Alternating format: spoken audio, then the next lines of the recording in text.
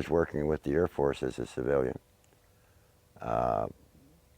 doing experimental testing on aircraft. Since my Marine Corps days, I was a pilot in the service and a fighter pilot, and fought in World War II after the latter part of World War II and the Korean War conflict. I was at the and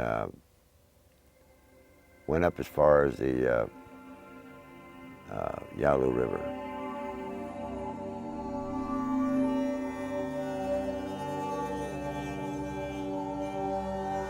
I didn't start working on flight simulators until about, well, the year was 1954 in September. And, well, a little later than that, let me go back a little bit. After I got out of the Marine Corps, I took a job with the Air Force at Wright-Patterson, doing experimental flight testing on various different modifications and tech orders that they had incorporated into aircraft, various different aircraft, F-89, back then the B-47, F-102, and those aircraft. While I was at Wright-Patterson, of course, I was approached by an individual that, and I'm not going to mention his name, to determine if I wanted to work in an area on just new creative things, okay? And apparently that was the flying disc simulator. What they had done, they had selected several of us, and they reassigned me to Link Aviation, which was a simulator manufacturer. At that time, they were building what they call the C-11B and F-102 simulator, B-47 simulator, and so forth. And they wanted us to get the experience before we actually started work on the flying disc simulator, which I spent 30-some years working on. So they had flying disc simulators. To your knowledge, when was the earliest they had them in operation? I don't think any went into operation until the late or early 60s, around 62 or 63.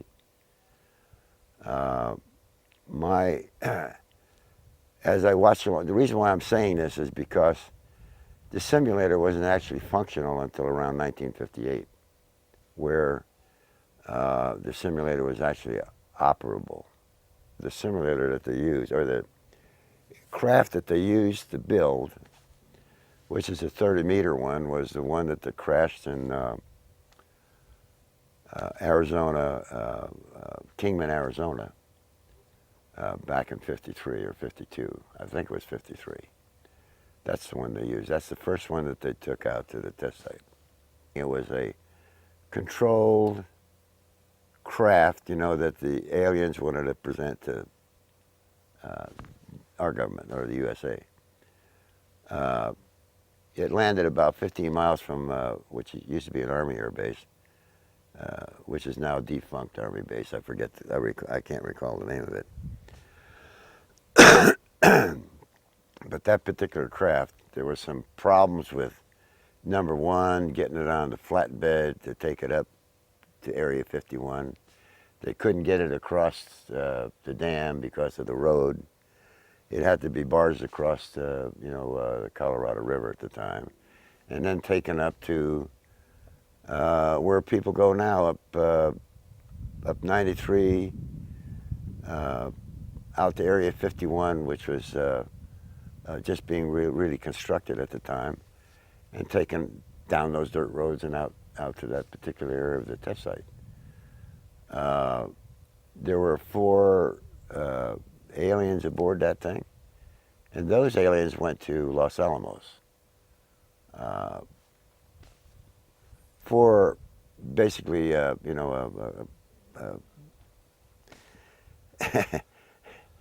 was a sort of a test thing. They set up the Los Alamos with a particular area for those guys, and they put certain people in there with them, people that were astrophysicists, just general scientists, to ask them questions. The way the story was told to me was there was only one of them that would talk to to any of these scientists that they put in the lab with them. Only one of the aliens. The rest wouldn't talk to anybody or, even have a conversation with them. First they thought, it was all, ESP or, what do I want to say? Telepathy? Mental telepathy. But, most of that is kind of a joke to me because they actually speak, maybe not like we do, but they actually speak and can converse, But there was only one. The difference between this aircraft or this disc and other discs that they had looked at was that it was much simpler design. In the simulator, there was one big thing different. The thing that like Lazar calls the reactor. Okay, we didn't have a reactor. We had a space in a thing that looked like the reactor, but that wasn't the thing we operated the simulator with. We operated with 6 large capacitors that were charged with 1,000,000 volts each. Say there were 6 million volts in those capacitors. They're largest capacitors ever built. These particular capacitors, they last for 30 minutes, so you could get in there and actually work the controls and do what you had to get the aircraft or get the simulator, the disc to operate. Okay. So it wasn't that simple because we only had 30 minutes. Okay, and the reason why it was designed like that photo I showed you was actually when it was operable, it would lift off the ball about a certain amount of there was a dimension there that we had that it actually lifted up, and it could actually turn, a certain amount of degrees left to right or whatever. But in a simulator now, you'll notice that there are no seat belts, right? And the same thing with the actual craft, no seat belts. You don't need seat belts because when you fly one of these things upside down, there's no upside down like in a regular aircraft. You have your own gravitational field right inside. So if you're flying upside down, to you, you're right side up. Did you ever get inside the actual craft? I was in there for startup, sure. How do they image? How do you look out the windows from one of these things with a controlled Actually, we didn't look out any windows. There weren't any windows. The only place we had any visibility at all, and it was done with cameras or video type things at that time, was in the turret section. My thing was the flight deck and the instruments on the flight deck. I knew about the gravitational field and what it took to get people to, train them to be able to come in that thing, and operate. You would be sick or disoriented in about 2 minutes after getting in, after it was cranked up. It takes a lot of time because of the area and the smallness of it. Just to raise your hand, it becomes complicated. You have to be trained with your mind, to accept what you're going to actually feel and so there's some experience. Perceptual distortion. There's a lot of distortion. Yeah. Seeing, just moving about. It's a. After a while, after you get used to it and all, and you do it, it's simple. You got to know where everything is, and you got to understand what's going to happen to your body. It's no different than, accepting the G-forces, when you're flying a aircraft or coming out of a dive, and that kind of thing. It's a whole new ballgame. Each engineer that had anything to do with the design was part of the startup crew. Verify all their stuff that they put in works like it's supposed to. Did our flight crews ever take one of these discs out into space? I don't know that. I don't really know that. I'm sure they have. I'm saying it probably took a while to train enough of the people or sufficient time. The whole big problem with the disc is that it's so exacting in its design and so forth And it can't be used, say, with, it can't be used as a, like we use aircraft today with dropping bombs and having machine guns, in the wings and that kind of stuff. It's the design is so exacting that you can't add anything. You can't. It's got to be. It's got to be just right. There's a big problem in the design of where things are put. Say that where the center of the aircraft is and that type of thing. Even the fact that we raised it 3 feet so the taller guys could get in and stuff. The actual ship was extended back to its original configuration, but actually raised. We had a long period of introduction into meeting, say an EVE, an alien. And I called him J-Rod. Of course, that's what they called him, but that wasn't his, I don't know if that was his real name or not, but that's the name that the linguist gave him, so he knew J-Rod, And I did draw a sketch of him when he was, before I left him in a meeting, but, and I provided it to some people, but that was my impression of what I saw. How much individual contact did you have with him? Oh, he used to come in with Teller and some of the other guys occasionally on questions that maybe we'd have, But you got to understand that everything was, specific to the group.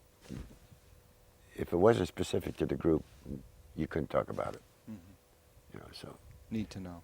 Need to know. Yeah. And and he would talk, but he'd sound just like, if you spoke, he'd sound like you. He's like one of the, a parrot, but he'd try and answer your question, A lot of times you'd have a hard time understanding, because if you didn't put it on paper and explain yourself, half the time he couldn't give you a good answer. When you said there was a long build-up to actually meeting this person, what was the preparation like before you actually had a chance to have personal contact? Well, the preparation was, basically going through. First of all, I went through all of the different nationalities in the world, right? Just, these, whatever, Human nationalities. Yeah, human nationalities, Then they got into going into other forms of life, even down to, animals and that type of thing. And the fact that,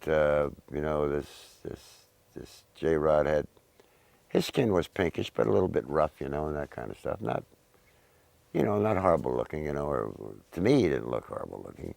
Some of the guys, that was in the particular groups that I was in, they never even made it, as far as I was concerned. When they gave you the psychological question, I just answered them the way I felt, and I had no problem, And that's what they wanted to know, if you'd become, like, hey, here's an alien, he's from here, and I don't know what, one of those kind of things, But it never bothered me, it didn't amount to much. So what kind of scientific advice he would give the crew that was building or back engineering these? Basically, it was only engineering advice or science advice. Say for example, I performed the calculation, and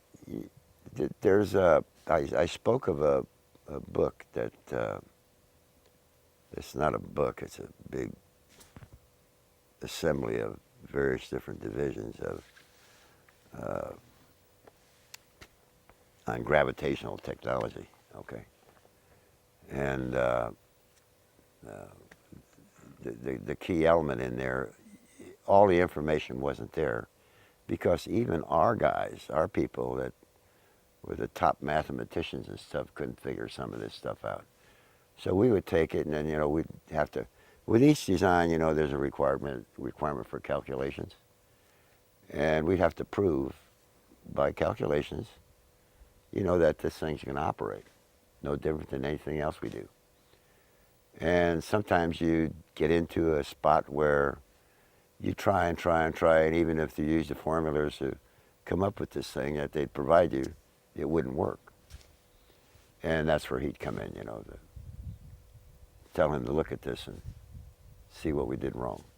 So you really never knew how many we had. The last 40 years or so, or 60 years, maybe there's, I'd say 40 years anyway, not counting the simulators, I'm talking about actual craft. There's probably maybe 2 or 3 dozen, various different sizes. That we've built, or that we have that we built. Okay.